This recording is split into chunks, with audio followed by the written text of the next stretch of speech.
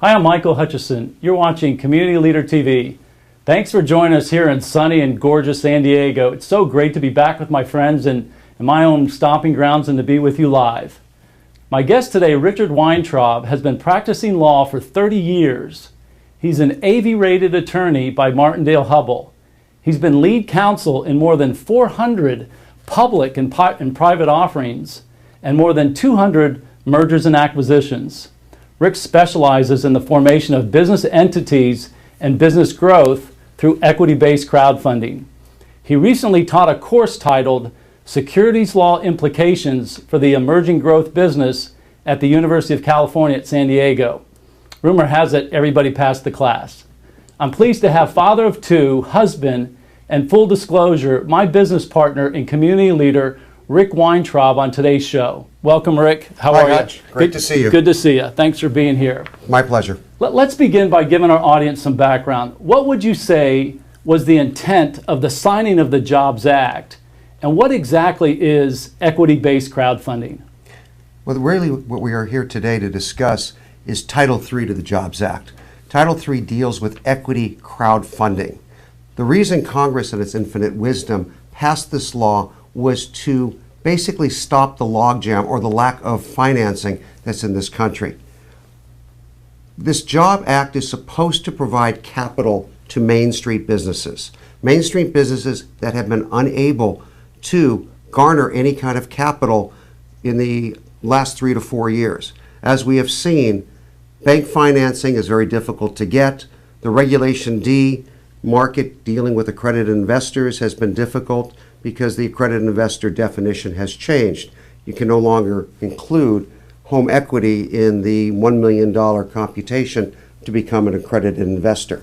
Because of lack of financing, this will give Main Street businesses, smaller businesses, emerging growth businesses, the ability to raise capital from a new set of investors. These investors are primarily unaccredited investors that have IRAs, self-directed IRAs. There is $17 trillion sitting in self-directed IRAs today, and the intent of Congress was to access some of that money in order to finance smaller companies, have them prosper, have them then hire employees, and effectively start to chip away on our unemployment in this country. The act is not without its critics, though. Rick, when it goes into effect, the critics say that in 2013, when it goes into effect as a true investment model, that it'll create a penny stock market wrought with fraud. And unfortunately, much of our nation's news is drenched in stories of declining trust. You have to admit, Rick, that any further blows to investor or consumer confidence is not likely to promote economic growth for anyone. So how do you respond to this criticism, and why do you think the Jobs Act is such a good law? Obviously, in any type of investment situation, we have had the possibility of fraud. We've seen it throughout. We saw it in Enron. We saw fraud there. We saw it in Wall Street in 2008. So you're not going to completely stop fraud. However, Community Leader has a system that we are going to vet out businesses, and we are going to try to determine those businesses using objective standard, using best practices, that those businesses are the ones that we believe can be in our platform and we can make available to our investors. So from our standpoint, yes it is, but we want to basically minimize as much as possible the possibility of fraud with the companies we represent. And if you just joined us live, I'm Michael Hutchison, and my guest today is legal expert Rick Weintraub. Thanks for being here. If you have some questions for us, use the chat widget that's just at the bottom of this page and send us your questions, and we'll get to your crowdfunding questions right away. All right. One of the first questions, Rick, that we received in advance was, we're now over 4 months since the President's signing of the Jobs Act, and given what we've seen so far, when is crowdfunding expected to have final regulatory approval? According to the mandate by Congress, we are supposed to have regulations within 270 days of the signing of the law by President Obama. And that was on April 5th, 2012. So we should see regulations by the end of the year. Okay. All right. Is there a chance, any chance, that the SEC won't write the regulation? There is absolutely a chance. As we know, The same act, the Jobs Act, dealing with Title II, was supposed to mandate, or did mandate, that the SEC write regulations as to defining general solicitation and general advertising in the context of Regulation D. It's now a month and a half later, and they give us excuses why they haven't written them. However, in the most bipolar Congress that we have had, probably since the Civil War, both sides of the aisle were able to, on a bipartisan basis, pass this law with majority approval from both sides of the aisle. So there is a groundswell of support for this, both by congressional members and by the public. And I have been dealing with businesses and people who are proponents of this that are looking for myriad ways for this to be applied to their businesses. And with this groundswell of support, I believe that if we don't have it by the end of the year, we will have it shortly thereafter. Those service providers in our office are asking, in our audience are asking, what's in it for me? What are some of the ways, Rick, that our audience can prepare their clients for crowdfunding? Well, I assume most of our people that are watching this webinar today are professionals that deal with businesses, attorneys, accountants, broker-dealers, people like that. In essence, we have had in the last 4 years a stoppage of commerce. Many businesses have not been able to expand. And this is going to provide a way for the businesses to move on down the line, to move toward an exit strategy, to move toward a growth strategy or a strategic partnership. So from that standpoint, professionals can use this as a tool to move their companies that they represent toward that type of strategy. And you recently wrote to the SEC. Let's get into some of those suggestions. When should a company get involved in crowdfunding? Is it just for startup companies, Rick, or really for any business? Well, in actuality, Community Leader's platform will apply to any company, whether they're not going to go to crowdfunding or not. We are looking at companies and preparing them for any type of financing or financial situation, whether it's for bank financing, entering into a strategic relationship, showing financial strength to their customers. We're preparing them for that. However, to address the direct question, what kind of business, this could apply to a startup. It could apply to emerging growth business that doesn't have working capital in their business and needs working capital. This could apply to a community business. Let's say, for instance, you have Mario's Italian restaurant and they have one single location, but they draw from a 10-mile radius and they want to expand a new location somewhere else. They have, of course, been accumulating either as followers on Facebook or in their email gathering. They have accumulated a number of people who are very interested in the restaurant. This will provide them the ability to go out to those people to get expansion capital to actually start that new location. So this could be used in many, many different businesses and different contexts. I've actually seen it possibly for real estate syndication, oil and gas exploration, possibility there. We're not sure if the SEC will permit it, but those types of businesses could use it also. Let's acknowledge some of the naysayers. The critics will say that companies that use crowdfunding are likely to be limited to those that were too risky or, for example, badly managed to attract larger early investors. How do you respond to that criticism?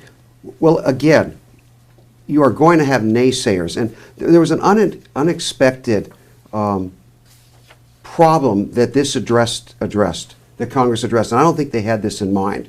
You have in our economy today a lot of people that say they're consultants. They're not licensed by FINRA. They're what I call gray area broker-dealers or unlicensed broker-dealers. They're actually breaking the law. And what we see, and I've met with some of these people recently, and somebody said, oh, this is just a pebble in the ocean. And I responded, that pebble in the ocean is a little earthquake 200 miles offshore, and that's a tsunami that's going to hit you guys.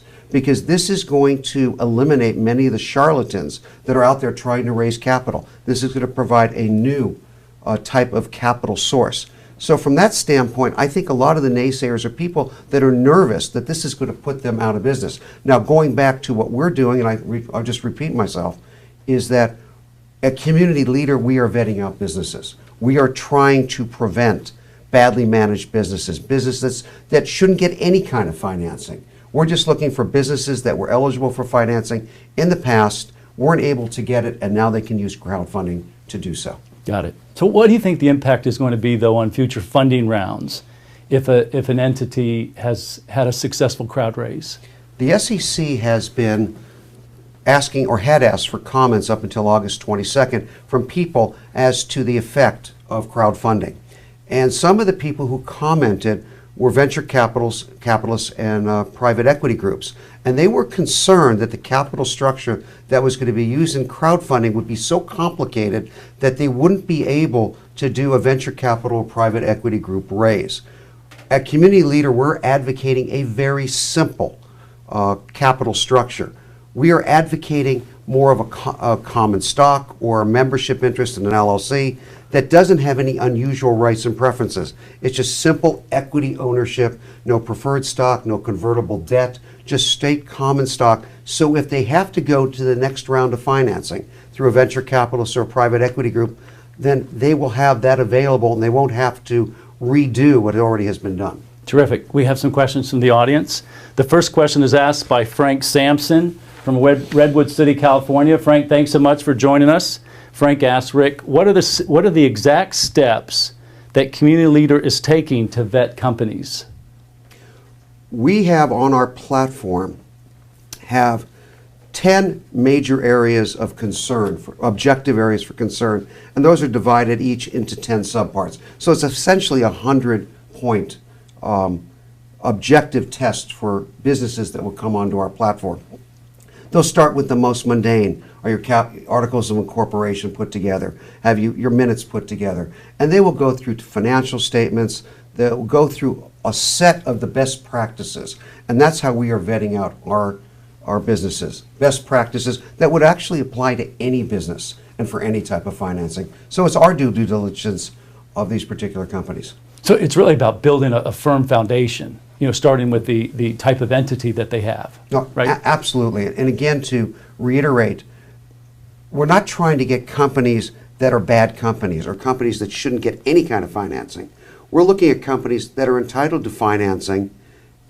They just don't have it available over the last 4 years because of the economy, what's happened in the banking situation, what's happened in the Reg D market, what's happened in the angel investing market, what's happened in the friends and family market. It's just dried up. So we're looking for those businesses that will qualify for any kind of financing, and not just the charlatans out there that want to raise capital and run off to Costa Rica. Okay, terrific.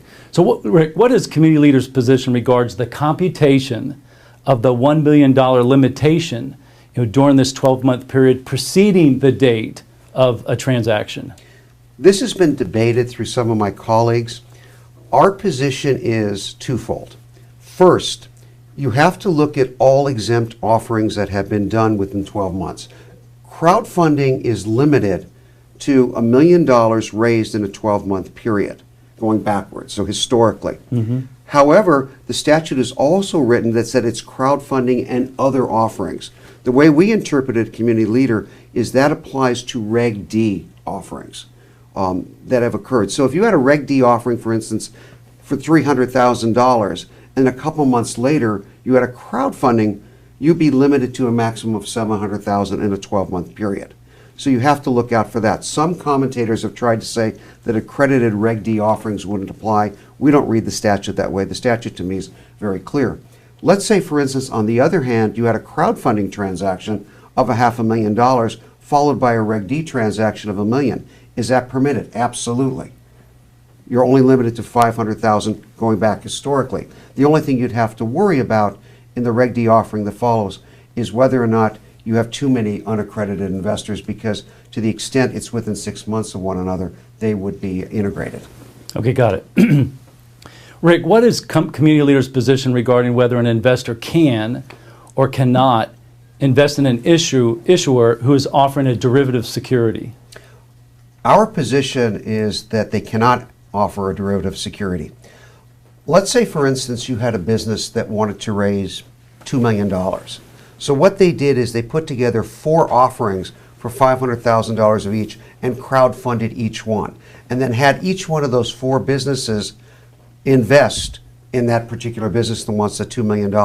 You're basically selling a derivative security. I believe that vitiates the intent of the statute. So I don't think that you can. Got it. Talk us through the computation of the net worth of an investor. The net worth of the investor, at least in our opinion, is we're going to look at what Dodd-Frank passed in July of 2010. Dodd-Frank at that particular time redefined who an accredited investor is and basically said your home equity cannot be included in determining the $1 million net worth. We believe that's going to be used also in this particular context. The statute is divided into two categories of investors. One are investors that have income or net worth of less than $100,000. And those people are permitted only to invest the greater of $2,000 or 5%, so up to $5,000. If you're over $100,000, you're limited to 10% of your net worth or your income, so you can invest up to $100,000. We believe in computing the net worth component of that, you won't be able to use your home equity. Got it. And Rick, should a funding portal be permitted to receive some transaction-based compensation? Well, I think it's whether they should or they shouldn't is not really the question. The question is, what's the interpretation of the statute? The statute is very clear. It basically says the funding portal, unless it's a broker-dealer, cannot give securities advice and cannot take transaction-based compensation. I know there's some commentators that are trying to lobby FINRA and the SEC to permit transaction-based compensation. I don't think they're going to get there. Got it. I want to dig more into the statute. Section 4A.A.3 of the 1933 Act states that investors must receive and review educational materials concerning an investment in an issuer disclosed on the funding portal's platform. How will CommunityLeader accomplish this requirement? We will have on the platform videotapes of the information that an investor must understand before making an investment. And it won't be one that you just click on and say you read it. We'll have software there that ensures that people have actually read the video message. We have to educate our investors, and the best way to do it is videos on our website. And this question comes to us from Brad Thompson from Minneapolis. Brad, how are you? When will CommunityLeader be able to do the first raise for your first client? So it comes back to the regulatory statute. It looks like you're ready, but are the regulators ready to turn you loose? As I said before, the regulators are not ready to turn us loose. They are supposed to have rules and regulations out by the end of the year. We are very hopeful they will. Once that happens, we are the Porsche with our foot off the clutch, our foot on the gas, and ready just to drop that clutch pedal. And how does CommunityLeader Solutions support in the prevention of securities fraud? We have looked at the statute that's in existence today. There's Reg SK, there's item 401F of Reg SK that basically states what provisions of the law you cannot, or what things you cannot do in order to do a crowdfund or to do any securities offering. In that, it says you have to disclose final orders of the SEC, of FINRA, anything that you've been adjudicated to have been involved in criminal activity. We believe we want to keep those people out. So we want a bad boy provision that basically says if you've been involved in any of that activity in the previous 5 years, that you not be able to crowdfund. We want to, as an additional assurance, keep those types of people out. Okay, Rick, let's move on to the offering memorandum. How do you think this is going to be addressed by the SEC? If you look at the SEC and corporate finance, dealing with IPOs, for example, they haven't had the staff to deal with the IPO market when it was flourishing. We anticipate at CommunityLeader that there will be thousands of businesses that will probably be trying to qualify as crowdfunding businesses and using this exemption from registration. The SEC will not be in a position to look at all of these. So we believe it's going to be more of a question and answer template that'll be probably filled out online and transmitted over the internet. Very similar to what we've done with Reg A, which is a question and answer, fill in the blank type of thing. And I believe they're only going to be able to accommodate that type of templated filing. It might be a 5 to 10 page template that includes all the information required by the statute, but I believe that's the only way they're going to be able to handle the multitude of businesses trying to avail themselves of the crowdfunding exemption. Okay, we appreciate your questions. I'm Michael Hutchison. I have legal expert Rick Weintraub on today's show. Send us your questions. Go down to the chat widget just located at the bottom of your screen, and we'll get to those questions as soon as we can. Rick, this question comes in, it says, what is a tickler, and why do you feel that the tickler is the best avenue to inform investors to the existence of an offering? On our site, investors will be also ticking objective standards of businesses they would like to look at. And let's say, for instance, you have an investor who wants to look at restaurants in the San Diego area. And our algorithms will send to them investments that meet that criteria. You don't want to send them the entire offering, whether it's 5 or 10 pages. You want to send them a notification, a tickler. And the tickler would simply have the name of the business, how much is being raised, when it started, and maybe a very brief description of what the business is. That's a tickler. We believe that should be used on the website to get investors interested. And of course, after reading the tickler, if they want to go further, they will be able to press on a link that will take them to the actual filing with the SEC. Well, walk us through what happens during and after the 21-day cooling off period. So after the filing of the offering memorandum with the commission. Okay. The commission or the Congress has permitted this memorandum, this online filing, to be filed with the SEC and released simultaneously to investors. So we do know that. The question is, what is going to happen during this 21-day cooling off period? I know some commentators have said we should be able to have subscription agreements filled out, collect money, put it in escrow, awaiting the 21-day cooling off period. We don't agree at Community Leader. We believe that's a 21-day period for the SEC to examine what's going on. Again, I don't think they're going to be examining it on a proactive basis. I believe they're more going to make sure electronically that you filled out every box, ticked every box, filled out every short answer on the template. And to the extent that you have, the 21-day period will expire, and that will be that. To the extent that you have not, I think an electronic email will go out to the crowdfunding issuer saying that you are deficient in certain areas, and that will go to Community Leader, for instance, and it will say you're deficient in boxes 3, 27, and 40. So I believe that's the way the 21-day is going to work. We believe after the 21-day cooling period is expired, that at that time, and only at that time, that the funding portal, Community Leader, send out subscription agreements to those investors who've been following and have asked for that. And then, of course, they can start investing and writing checks. Okay. What is Community Leader's position regards all or nothing? Explain to our audience why Community Leader feels that the law gives an issuer really the latitude to sell a greater percentage, in the issuer's sole discretion. The reason the all or nothing is there, of course, is to make sure that the issuer raises what they need. They don't want to, like in Reg D offerings when you had a mini-maxi, a minimum maximum offering, let's say it was 100 to 500,000, where there was a risk factor if you took the minimum and you never got to the maximum. So Congress wants us to get to the maximum of what you actually need. However, there's a couple provisions in the law that makes that difficult to compute. One is that investors are only permitted to invest if under $100,000, up to $5,000 a year. If they make over $100,000, up to $100,000 a year in a 12-month period in crowdfunding. We have to monitor those investments. So somebody might come along and want to invest, and we find out that they're over and they're disqualified. Also, the statute permits investors to cancel their investment until we break escrow. So we believe that there's going to be some attrition. So because, let's say, you're raising $100,000, you might want to raise $120,000 because there may be some attrition. Now, what happens to the extent that you have $120,000 subscribed and none of them, there's no attrition? What are we going to do? Our position is twofold. We've let the SEC know our position, either to let all the investors in on a pro rata basis or to allow a green shoe in the discretion of the issuer, of the crowdfunding issuer, to take more money and sell more money, more equity in their company. So that's what our position is. Let's take another question from the audience.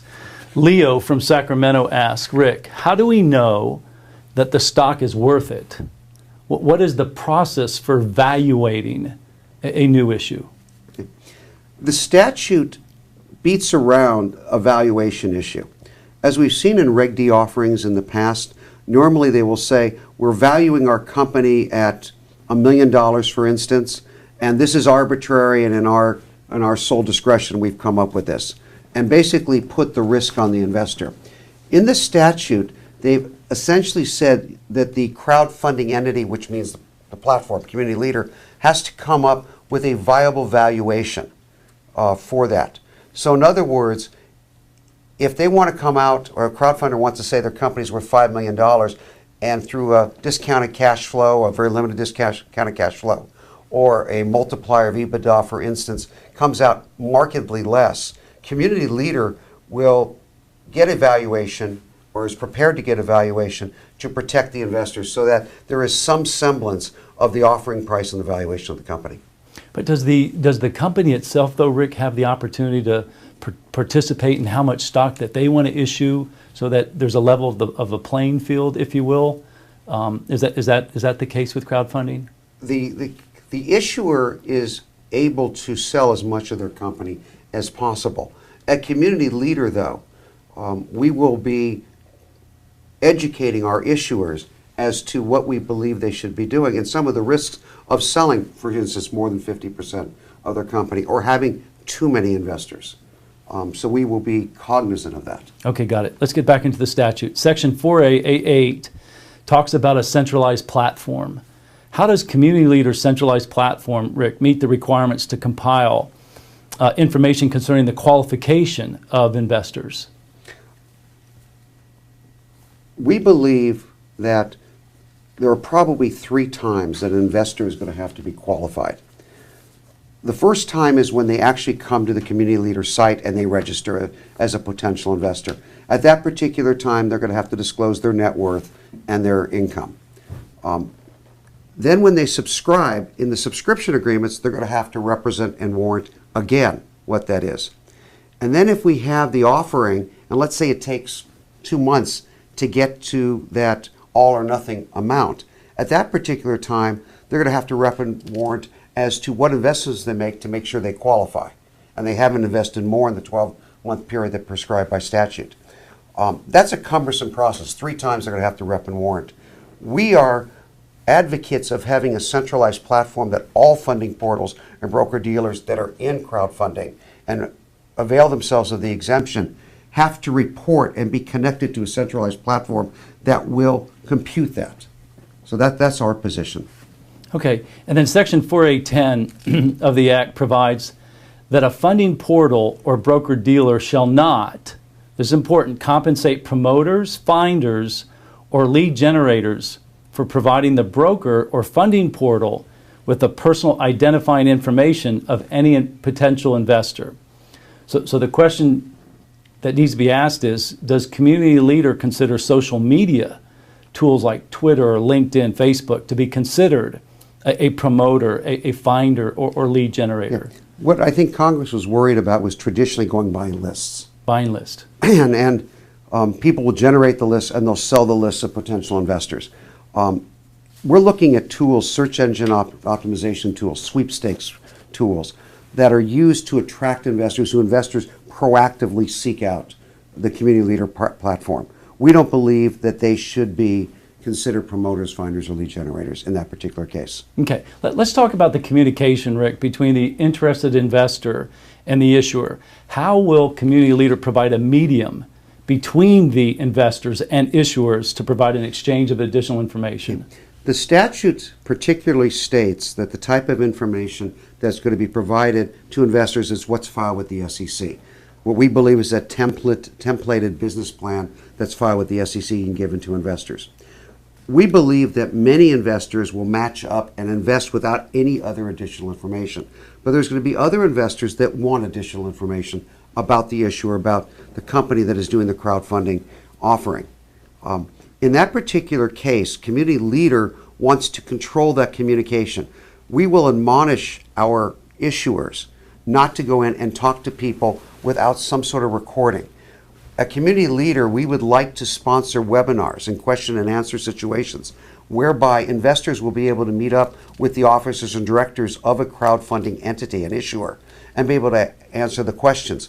We will, at Community Leader, will record and archive any of those types of conversations, so they will be available to any investor who's invested, wants to invest, and it'll be, again, a click-through video on our site that they'll be able to do it. Very much like Regulation FD and public offerings, we will have that available.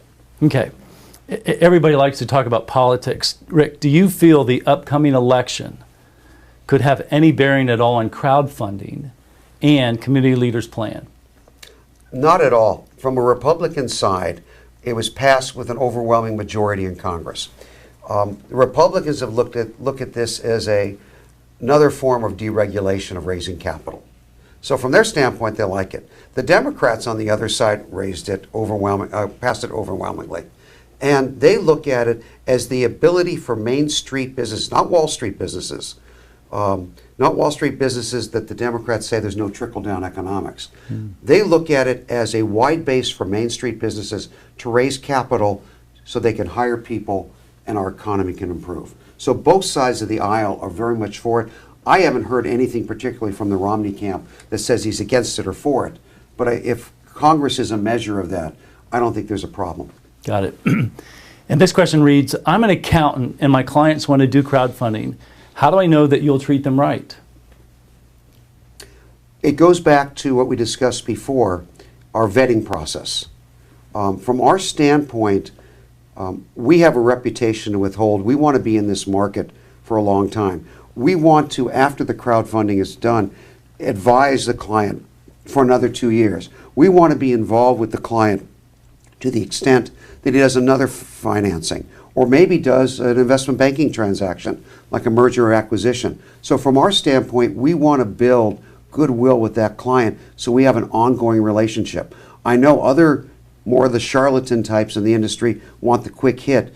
At Community Leader, we want to build a relationship with our clients for a long period of time.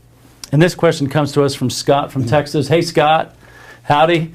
Scott asks, Rick, what makes Community Leader in such a short period of time the industry leader? We got a head start in writing our software. It was written initially for another industry, and it was written extremely well for a very complicated industry, the EB5 industry.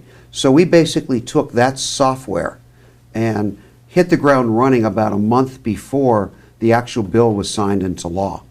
So we've hit the ground running. We also have a partner with UpNet that is a translation software. It wraps our software with it, so we're able to communicate with all different portals and other platforms. So we're able already to go out and do this.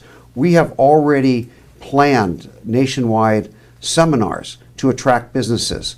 We've signed a deal with Palo Alto Software for their Business Plan Pro. They own 73% of the market. They are going to give us access to their client base.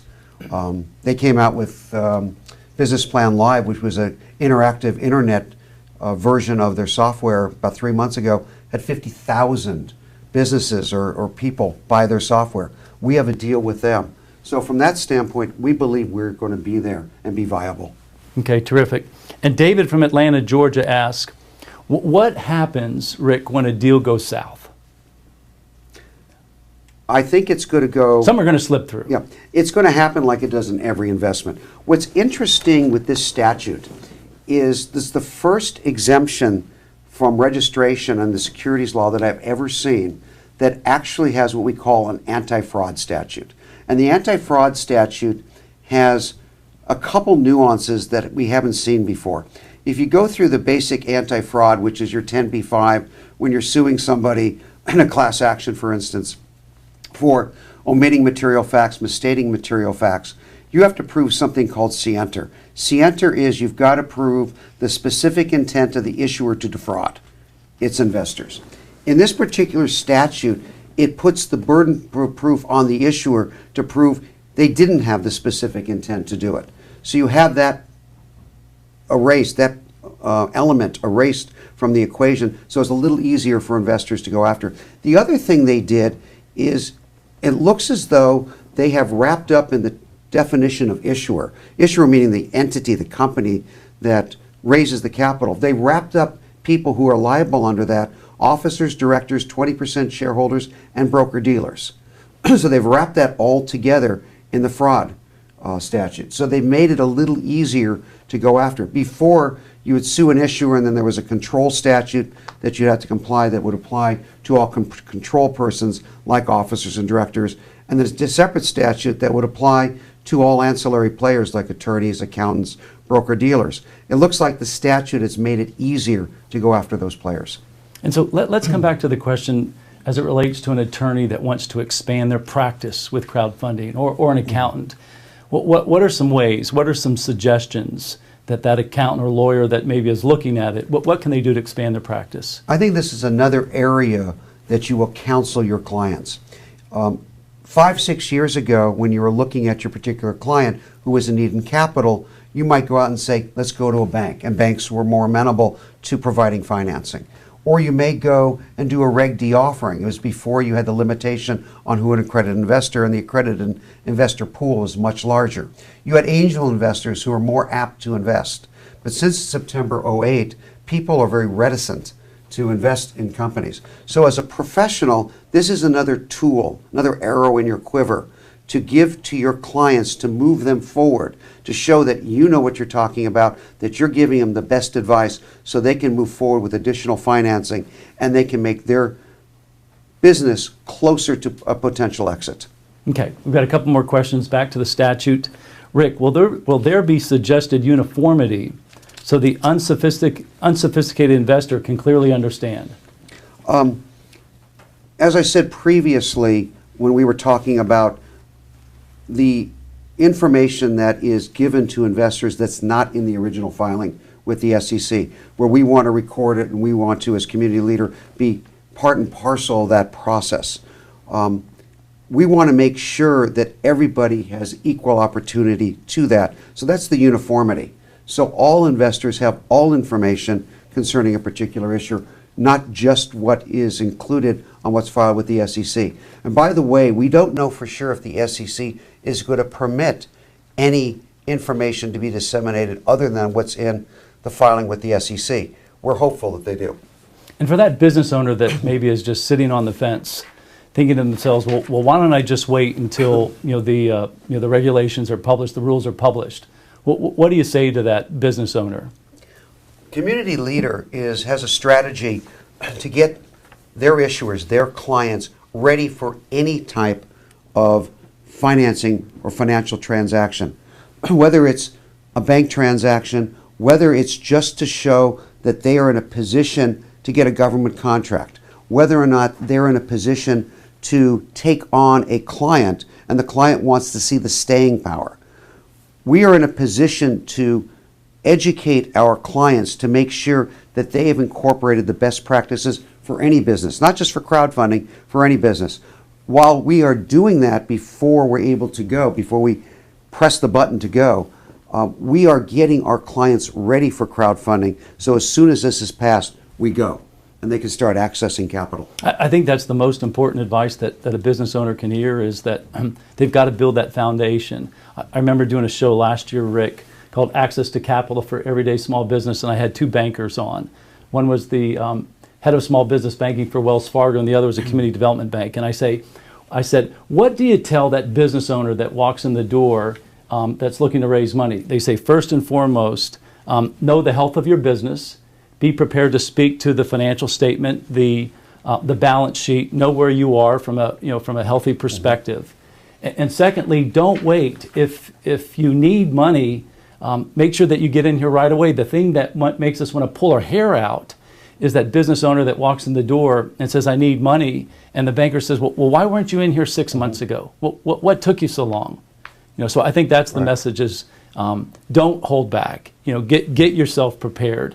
If anything, you'll be a better leader, and you'll have a stronger business foundation by getting in the game and starting putting these practices into place.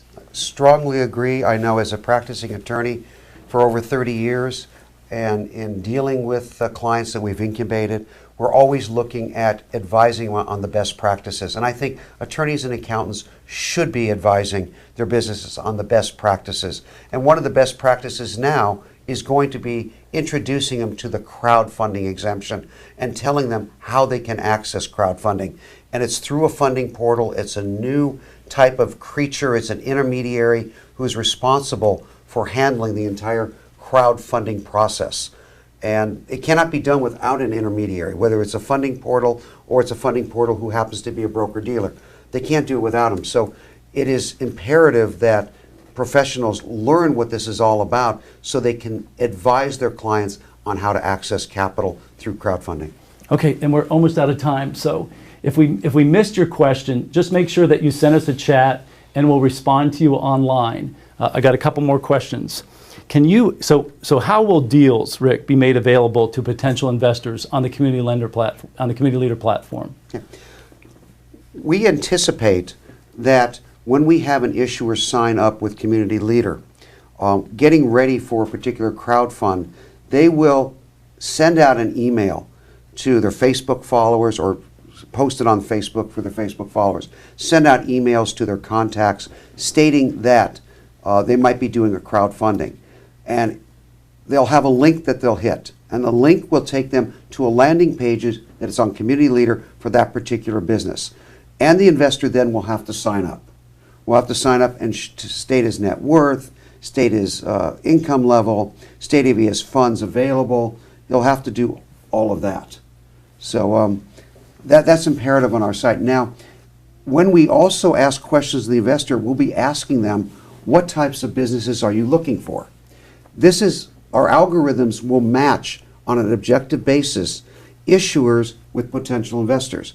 So if somebody's looking for medical device companies in California, any medical device that comes out that's crowdfunding will come up and there'll be an automatic match and they'll be sent a notification or a tickler that that's happening. If somebody is looking for a community type of investment, he's looking in Pittsburgh for investments, it will also vet out that way. And again, an algorithm will sit there, will match the investor with the crowdfunder and send out notification.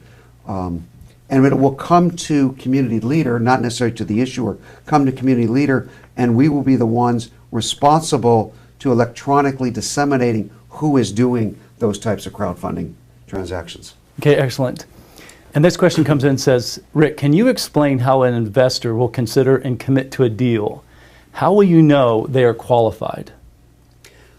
Again, as we've stated, when they come and register on our site, there will be a series of objective questions asking about their income level, asking about their net worth level, asking about their previous crowdfunding investments, asking about their previous Reg D or exempt transactions they've been participating in there. That will all again be accumulated on our site. So hopefully that will be a qualification. Then they will have educational materials that will be on our website. There will be a video telling them about the risks involved, about dilution of a company, how they can be diluted now and diluted in the future. We'll have disclosures about who the officers and directors and 20% shareholders. There's a myriad of things required by the statute that we'll have to have in our educational materials for them. So we want to make sure they read these materials, which will be extensive, and we will have mechanisms on our website to assure that they've actually read through the video or watched the entire video. Okay, and unfortunately we run out of time, but Rick, what would be some parting words of wisdom for, again, that professional as to how the statute can help them to grow their practice, firstly, and then secondly, for that business owner that's thinking about crowdfunding, what suggestions, advice would you give to that person? Well, initially, again, this is a tool that you're advising your clients. And this tool will allow you to move them along as a business in their progression of growing. So look at crowdfunding as an additional tool akin to bank financing, venture capital, private equity group capital, angel investing is another tool available. So have this in your arsenal. Be ready to advise your client that this is available and be able to advise that there are special funding portals like CommunityLeader out there that will assist them in this endeavor. Okay, terrific. Rick, thank you for the privilege of spending some time with me and our audience. Really appreciate it. And just to acknowledge you, knowing that you were being recruited as the Chief Compliance Officer and the General Counsel for CommunityLeader was so formidable in my decision to come on board and to invest in this business. and the fact that compliance was going to be ingrained in our company's culture and our DNA was outstanding. So thank you. I'm very appreciative of you.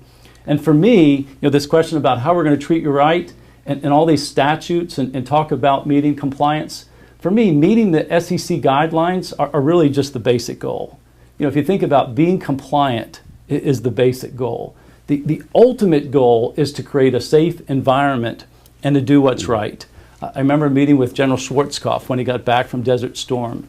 And he said, if you're going to be a leader, number one, when in charge, take command. And number two, do what's right.